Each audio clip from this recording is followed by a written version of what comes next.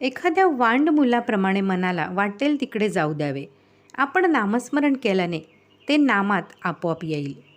आपण नाम घेऊ लागलो की विकल्पही यायचेच. आपण रस्त्याने चाललो की नको ती माणसे भेटायचीच. पण आपण आपले चालणे चालू ठेवावे. तसे विकल्प आले तरी आपण आपले नाम सोडू नये.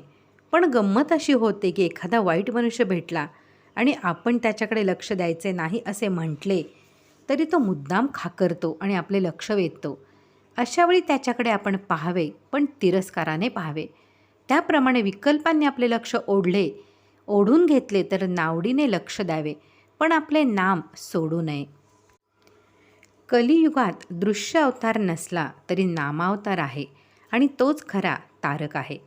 पंढरपूरला जायला रस्ते पुष्कळ आहेत, परंतु सर्वांना शेवटी बारीतून जाऊनच देवदर्शन घ्यावे लागते.